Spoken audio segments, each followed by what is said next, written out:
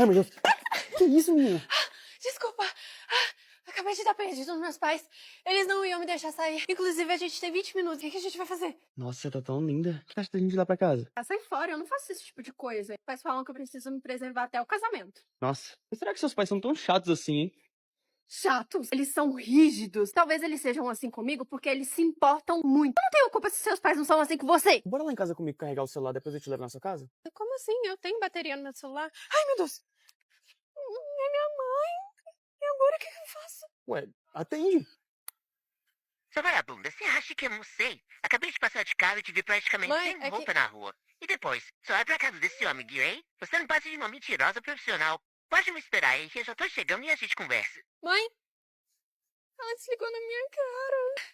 Tá tudo bem? Sua mãe parecia meio brava na ligação. Não, ela é assim mesmo. Ela tá tranquila. Olha, eu tenho que ir agora, tá? Amanhã a gente se vê. Tá bom.